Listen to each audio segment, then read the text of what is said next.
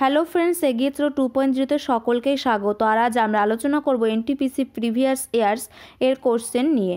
তো 5/4/2016 শিফট 3 আর 11/4/2016 shift 1A যতগুলো general সায়েন্সের উপর কোশ্চেন এসেছিল সেগুলো আজ আমরা ডিটেলস আলোচনা করব। তো কোনো টাইম ওয়েস্ট না করে চলুন শুরু করা যাক। প্রথমেই আমরা দেখে নেব 5/4/2016 এর শিফট 3-তে কতগুলো কোশ্চেন এসেছিল। প্রথম কোশ্চেন কি আছে? মানুষের শ্বসনের ফলে নির্গত হয় ড্যাশ। সঠিক answer D, carbon die oxide. শ্বসন প্রক্রিয়া দ্বারা মানুষ অক্সিজেন গ্রহণ করে এবং কার্বন ডাই অক্সাইড ত্যাগ করে। এই শ্বসনতন্ত্র মানবদেহের ফুসফুস এবং কোষে অক্সিজেন পাঠায় আর কার্বন ডাই অক্সাইডকে কী করে? বার করে দেয়। তো আমাদের এখানে সঠিক অ্যান্সার কি? Carbon die oxide. পরবর্তী কোশ্চেন কি? একটি চলমান লিফটের কি প্রভাব পড়বে মানুষের শরীরের ভরের উপর? এখানে আমাদের সঠিক অ্যান্সার হবে সি, একই থাকবে। কি একটি চলমান লিফটে সঠিক ভরের কোনো পরিবর্তন হয় না বললেই চলে। কখন? যখন লিফটটাকে পৃথিবী পৃষ্ঠ থেকে অনেক দূরে নিয়ে যাওয়া যায়। আবার আপাতভাবে ওজনের কিছুটা পরিবর্তন ঘটে। কখন? যখন লিফট নিচের দিকে নামতে থাকে তখন শরীরের আপাত ওজন কমে যায়, এবং যখন একটু উপরের দিকে উঠতে থাকে লিফটটি তখন মানুষের শরীরে আপাত ওজন কিছুটা বৃদ্ধি পায়। তো এখানে আমাদের সঠিক অ্যান্সার সি, এখানে 4। পরবর্তী কোশ্চেন কি আছে? নিচে দেওয়া কোনটি বিদ্যুতের পরিবাহী নয়?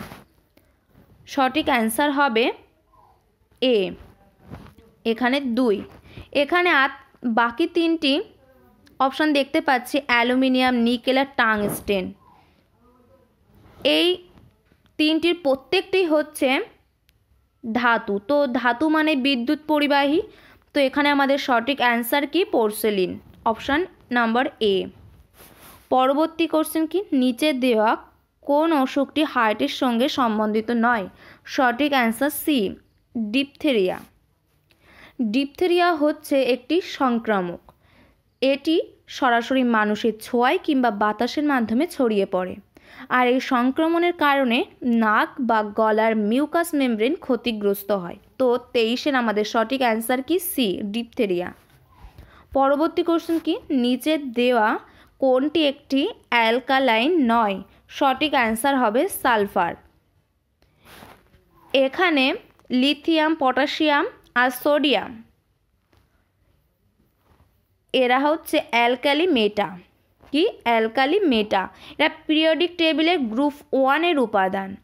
আর এই 3টি জলের সঙ্গে বিক্রিয়া করে অ্যালকালাইন উৎপন্ন করে। তো এখানে আমাদের সঠিক অ্যান্সার কি হবে? সালফার।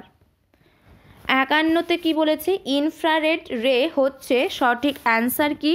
ইলেকট্রোম্যাগনেটিক ওয়েভ বা তড়িৎ চুম্বকীয় একটা তরঙ্গ। তো যা তরঙ্গ দৈর্ঘ্য অনেক বেশি, দৃশ্যমান আলোর চেয়েও বেশি হওয়ার কারণে এটি অদৃশ্য হয়। তো এখানে আমাদের সঠিক অ্যান্সার ডি, ইলেকট্রোম্যাগনেটিক রশ্মি। পরবর্তী কোশ্চেন কি? সাধারণত বন্ধ্যতা হচ্ছে ড্যাশ।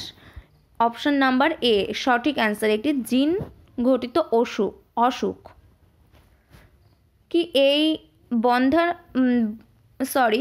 এই অসুখের ফলে চোখের রং বোঝার ক্ষমতা কমে যায়। কি হয়? চোখ ভালোভাবে রঙকে চিনতে পারে না। পুরুষদের মধ্যে এই রোগটা বেশি পরিমাণে দেখা যায়। আর যে জিন এই রোগের জন্য প্রাথমিকভাবে দায়ী সেটি হচ্ছে এক্স ক্রোমোজোম। তো আমাদের এখানে সঠিক অ্যান্সার কি? জিন ঘটিত অসুখ। পরবর্তী কোশ্চেন কি? স্টেনলেস স্টিল হচ্ছে সঠিক অ্যান্সার ডি, একটি অ্যালয়। এটি একটি লোহার অ্যালয় যেখানে 10.5% ক্রোমিয়াম থাকে। আর এর একটা বৈশিষ্ট্য কি? মরচে নিরোধক এই স্টেনলেস স্টিলটা।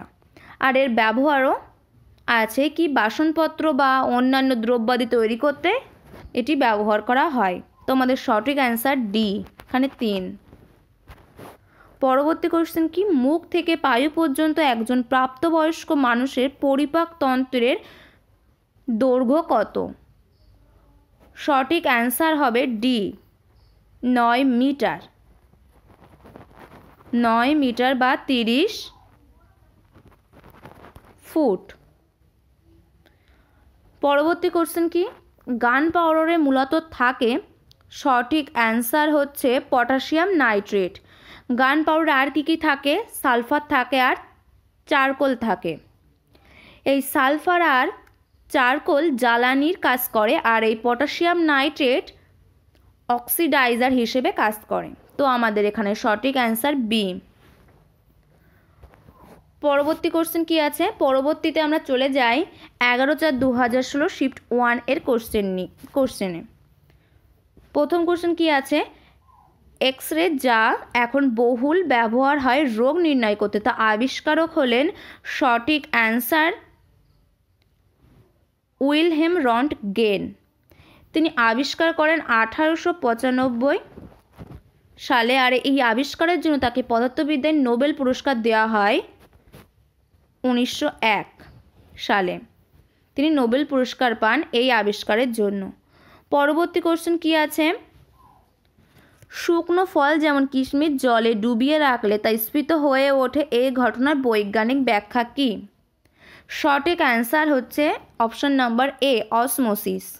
কি এই অসমোসিসের কারণে কোনো শুকনো ফলকে যদি জলে ডুবিয়ে রাখা হয় তা জলকে শুষে নেয় এবং ফুলে ওঠে বা স্ফীত হয়ে ওঠে।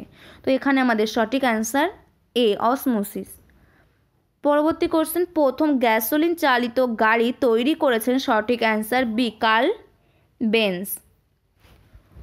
তিনি 1855 সালে প্রথম আধুনিক গাড়ি তৈরি করেছিলেন, যা অভ্যন্তরীণ দহনের ফলে চলে।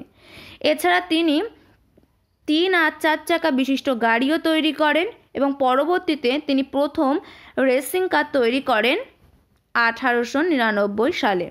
তাহলে এখানে আমাদের সঠিক অ্যান্সার বি, কার্ল বেঞ্জ। এখানে 2। পরবর্তী কোশ্চেন, নিচে দেওয়া কোনটি পরিবেশ বান্ধব শক্তির উৎস নয়?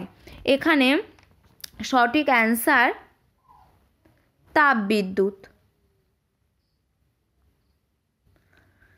কি প্রথমে আমরা জেনে নিই পরিবেশ বান্ধব শক্তি কি। যে শক্তিগুলো আমরা একবার ব্যবহার করার পর পুনরায় ব্যবহার করতে পারি সেগুলোই হচ্ছে পরিবেশ বান্ধব শক্তি। তো কয়েকটি উদাহরণ আমরা দেখে নিই। সৌরশক্তি, যেমন সৌরশক্তি, বায়ু শক্তি, জলবিদ্যুৎ, বায়োগ্যাস বা জৈব গ্যাস, তরঙ্গ শক্তি, এগুলো সবই পরিবেশ বান্ধব শক্তির উৎস। অন্যদিকে এই তাপ বিদ্যুৎ হলো জীবাশ্ম দ্বারা উৎপন্ন একটি শক্তি, এটাকে একবার ব্যবহার করার পর পুনরায় ব্যবহার করতে পারি না। তো এখানে আমাদের সঠিক অ্যান্সার এ, তাপ বিদ্যুৎ। পরবর্তী কোশ্চেন কি, ড্যাশ হচ্ছে কোনো বস্তুর কঠিন থেকে সরাসরি বায়বীয় অবস্থায় রূপান্তরিত হওয়া, তরলে পরিণত না হয়ে। সঠিক অ্যান্সার কি, সাবলাইমেশন। সঠিক অ্যান্সার কি, সাবলাইমেশন।